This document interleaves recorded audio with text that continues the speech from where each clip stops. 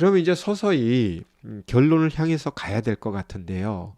왜 그러면 외도가 벌어질까 하는 겁니다. 어, 왜 외도가 벌어질까? 심지어 도덕성이라든지 윤리의식이 높은 사람들까지도, 심지어 목사까지도, 성직자까지도 왜 이런 일이 벌어질까 하는 거죠. 거기에 대해서는 대부분의 외도는 정서적인 문제로 인하여 외도가 벌어집니다. 제가 앞에서 말한 12가지 형의 상당 부분은 뭐와 관계가 있어요. 뭐 복수를 한다, 뭐 좌절, 또는 뭐 결핍, 또는 호기심, 뭐 우울, 불안, 이런 게 다 정서적인 문제거든요. 그래서 특별히 어떤 정서요? 부부 사이에 정서가 나빠지면 외도가 일어날 가능성이 굉장히 높거든요. 그런데 정서란 게 여러분들 눈에 보입니까? 안 보이잖아요. 정서라는 건 눈에 보여지는 게 아니라 느껴지는 거거든요. 그런데 사람이 예를 들어서 갑자기 50도씨 물에 풍덩 들어가면 아 뜨거 하고 뛰어나올 거예요. 그러나 내가 지금 37.5도의 물에 있다가, 그러니까 체온과 같은 거죠. 있다가 38도, 39도, 40도 이걸 야금야금 온도를 높이면 50도가 돼도 잘 모를 수가 있어요. 무슨 이야기냐? 정서가 처음에 결혼할 때 100이라고 칩시다. 근데 어느 날 갑자기 수치적으로 20으로 뚝 떨어지면 우리 부부가 정서적으로 나빠져서 금방 느껴요. 근데 100이 99, 99에서 98, 98에서 97 이런 식으로 차근차근 떨어져서 나중에 10까지 내려가도 어떻게 생각해요? 우리 부부의 정서는 100이다. 이렇게 생각하는 경우가 많거든요. 그래서 정서적으로 나빠지고 있다는 것을 모르고 있다가 결국 이제 느끼기는 하는 거잖아요. 인지는 못하지만 느낌상 뭔가 허전해. 뭔가 외로워. 뭔가 우울해. 이런 것들이 있을 때 부부 사이에서 그걸 해결하면 좋은데 해결하지 못하면 어떻게 해요? 아까 말씀드린 것처럼 집에서 먹는 밥이 너무 적어. 그럼 나가서 뺏어 먹고 훔쳐 먹고 구워 먹고 그러는 거거든요. 그게 비유적으로 외도거든요. 그래서 정서적인 문제로 인해서 외도가 벌어지기 때문에 답은 뭐다? 정서적인 부분에 대해서 민감해야 된다는 게 답이고요. 두 번째가 외도는 늪과 같습니다. 여러분들 상식적으로 늪은 어떻습니까? 들어갈 때는 편하게 들어갈지 모르지만 빠져나오려면 움직이면 움직일수록 점점점 정말 수렁에 빠지잖아요. 그래서 일반적으로 외도의 늪에 빠진 분들이 자력으로 못 빠져나오는데요. 신기하게도 외도 행위자들은 근거 없는 자신감이 많으시더라고요. 내가 뭐 어쩔 수 없이 외도에 빠졌지만 내가 마음만 먹으면 언제든지 외도 관계를 끊을 수 있고 여기서 나갈 수 있어. 그게요. 내가 인형하고 외도 관계를 맺으면 가능하시거든요. 근데 외도 상간자가 인형이 아니란 말이에요. 그 사람도 생물이란 말이에요. 즉 내가 A라는 액션을 취했을 때 저 사람이 그래 너 A 해줄 수도 있지만 A 하지 마라고 할 수도 있는 거예요. 오히려 B 해 이럴 수도 있는 거예요. 그래서 자력으로 빠져나오지 못하다 보니까 한 달이 두 달 되고 두 달이 세 달 되고 이러다가 나중에는 그냥 익숙해져 버리는 경우가 많거든요. 그래서 외도는 늪과 같다는 속성을 꼭 아셔야 되고요. 정서적인 부분 정말 중요하다는 거. 그리고 외도 관련 중요 포인트 두 가지만 이야기하면서 오늘 결론을 조금 내리려고 하는데요. 첫 번째가 외도 위험이 없는 결혼 생활은 없습니다, 여러분. 우리 부부는 절대로 외도와 무관해. 앞으로도 외도가 없을 거야. 누가 그걸 개런티 합니까? 제가 신이 아니기 때문에 뭐 모르겠어요. 신은 혹시 창조주는 그런 걸 개런티 할지 모르지만 인간의 범죄에서 생각해 볼 때는 결코 그러지 않아요. 모든 부분은 외도 위험 앞에 있다라고 보시면 됩니다. 모든 인간은 죽는 거와 마찬가지 원리예요. 다만 기회가 없었거나 외도에 대한 만용이 없었거나 또는 그런 욕망이 다행히 통제되어서 안 벌어질 뿐이지 위험성은 다 갖고 있단 말이에요. 누구나 다 암에 걸릴 수 있는 거와 마찬가지로요. 따라서 평소 부부 정서 관리를 잘해야 하는데요. 이 정서라고 하는 게 눈에 보이지 않는다고 했잖아요. 그래서 잘 체감하지 못하고 이 100에서 50으로 떨어졌는지 30으로 떨어졌는지를 잘 모를 수 있다 그랬잖아요. 근데 이제 어떤 걸 보면 부부의 정서를 알 수가 있냐면 부부가 어떤 의사소통을 하느냐 이런 걸 보면 아, 저 부부는 정서적으로 안정적이다, 불안정하다 이런 걸 알 수 있고요. 두 번째가 상호작용하는 걸 보면 알 수가 있어요. 예를 들어서 가사에 대해서 뭐 어떻게 적절히 분담을 하고 있는지 거기에 대한 어떤 욕구 불만은 없는지 뭐 이런 걸 보면 또 알 수도 있고 부부의 어떤 성생활에 대해서도 탐색을 해보면 알 수 있거든요. 물론 부부가 합의하에 뭐 우리는 뭐 이 정도의 빈도 정도면 뭐 나도 불만 없고 당신도 불만 없다 이렇게 뭐 된다면 그 부부는 그 패턴으로 성생활을 하면 돼요. 근데 이게 대부분 불균형적인 그 부부들이 많더라고요. 뭐 아내가 됐든 남편이 됐든 빈도가 더 많아야 된다. 또는 반대로 이야기하면 빈도가 너무 많다. 이런 것 때문에 서로 이제 트러블이 생기다 보면 예를 들어서 남편이 나는 좀 부부관계를 하고 싶은데 아내가 물론 뭐 생리가 있다거나 임신 중이거나 한다면 조심해야 되겠지만 그런 기간이 아님에도 불구하고 이렇게 거부를 딱 해버려서 뭐 그 모멸감, 좌절감을 주는 경우가 있거든요. 예, 그런 게 이제 자주 발생된다면 사실은 이 부부의 정서가 안 좋다는 그 사인이에요. 그런데 사람들은 그렇게 생각하지 않고 어떻게 해요? 그냥 성행위 하기 싫어하는구나. 성생활을 소홀히 하는구나.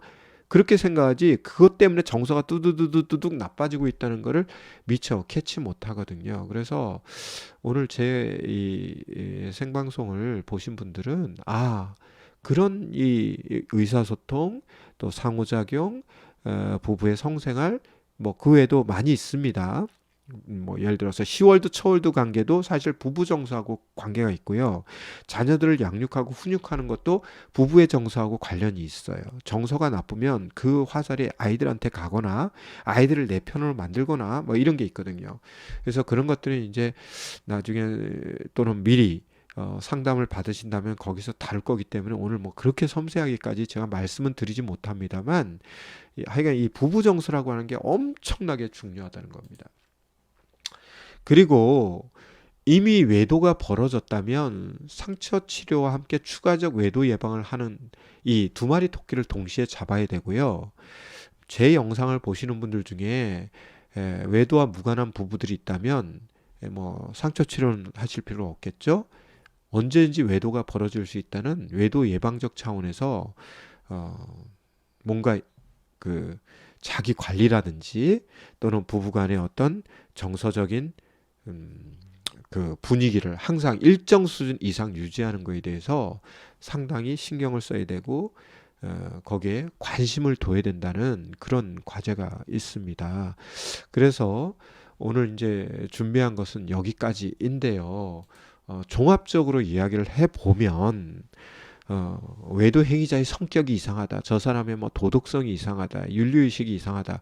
그것은 외도와 전혀 무관합니다. 그리고 뭐 학식이 많고 뭐 그런 사람은 안 하고 뭐 쉽게 말해서 가방끈 짧으면 하고 그런 것도 아니고요. 돈이 많으니까 하고 뭐 돈이 없으니까 못하고 그것도 아니에요. 빚내서 하는 사람도 봤습니다. 몇 천만 원. 나중에 외도하면서 빚진 사람도 제가 봤거든요. 그리고 뭐, 뭐 기독교인으로서 뭐 신앙이 독실하니까 뭐 외도와 무관하고 뭐 아예 뭐 신앙도 없고 그냥 뭐 막 사니까 저런 사람들은 껄렁껄렁 하니까 외도를 하겠지. 그것도 전혀 무관합니다. 제가 봤을 때는. 음, 오히려 뭐 신앙생활 한다고 하지만 그건 그거고 외도는 외도고 이중생활 하시는 분들도 많고요. 그래서 저는 딱 저의 그 관점은 그렇습니다. 어, 목사가 상담에 나와도 저는 왜 목사가 했을까 이렇게 생각하지 않고 그냥 하나의 인격체로 그냥 바라봅니다. 바라보지, 예, 뭐 사자 달렸다고 해서, 야, 정말 이 사람들 진짜 나쁜 사람이네. 그런 생각 없거든요. 그냥 인격을 가진 인간으로 보고, 제가 도와드려야 되고, 상담해 드려야 되고, 치료해 줘야 될 의사와 같은 심정. 그거로 상담을 진행하지, 그런 어떤 뭐 직업, 직위, 명예, 뭐 어떤 소유의 많고 적음, 학식의 유무, 뭐 나이가 많고 적고 이런 걸 따져가면서 하지는 않습니다.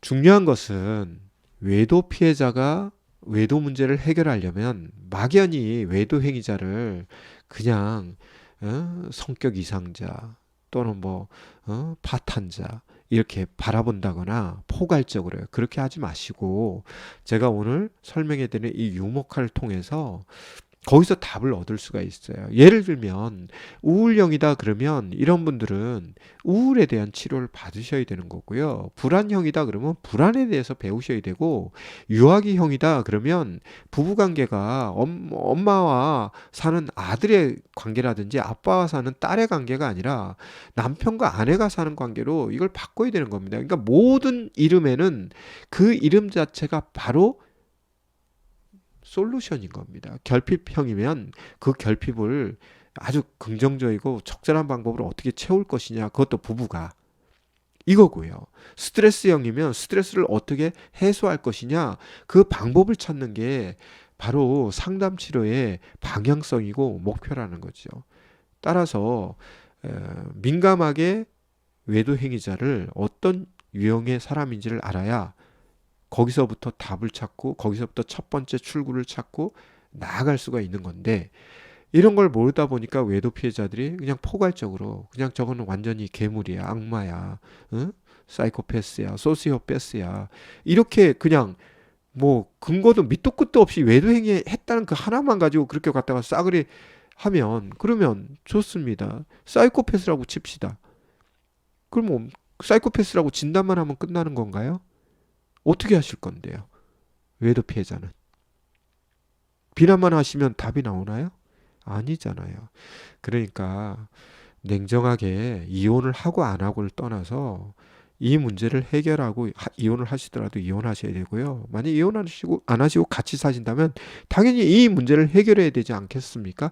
그러려면 이렇게 사람을 그냥 막 악마화하고 그런 게 중요한 게 아니라 이 어떤 인과관계에서 이 사람이 이런 유목하면 이런 답이 있는 거고 당연히 상담사 눈에는 내담자가 왔을 때 그걸 보고 선입견이 아니라 이야기를 쭉 들어봐서 어떤 요목이 하가 이렇게 쭉쭉쭉 돼 있을 때 어떤 분들은 복합적으로 돼 있는 부분도 있어요. 결핍형이면서 유아기형이고 우울형일 수도 있어요. 이런 분들은 더 해결해야 될 과제가 더 크겠죠.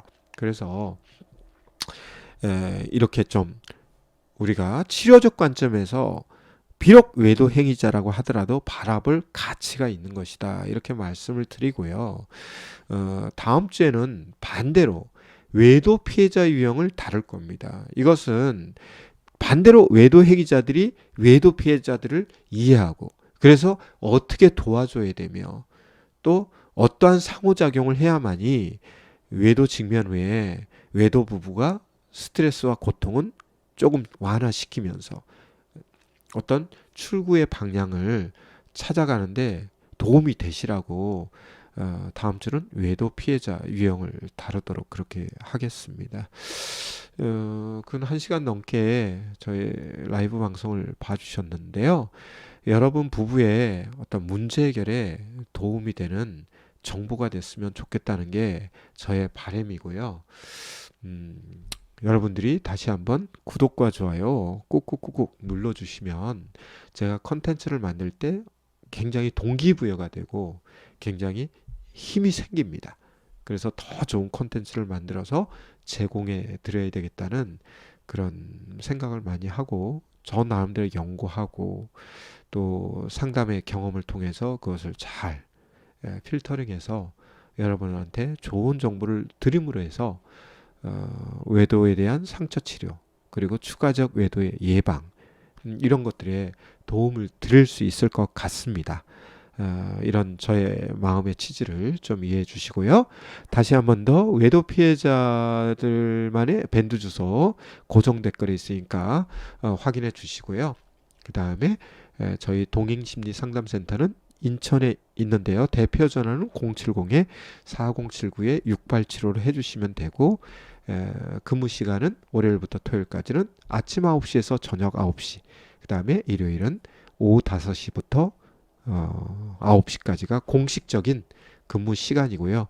그 외 시간에도 뭐 화상이나 전화 상담은 자정 이전까지는 서비스를 해드립니다. 워낙 이 외도와 직면한 부부들이 아주 인텐시브하게 상담이 필요한 경우가 많아서 예, 저는 정말 사람을 살리고 싶은 마음에서 상담센터를 하기 때문에 자정 너머까지 하는 건 저한테 너무 소진돼서 힘들고요. 그래서 꼭 공식 시간이 아니더라도 그 이후라도 어, 시간을 내드릴 수 있다는 거 말씀드리면서 오늘 라이브 방송을 여기에서 마치도록 하겠습니다. 예, 처음부터 끝까지 시청해 주신 여러분 고맙고요. 좋은 주말 맞이하시기 바랍니다. 고맙습니다. 안녕.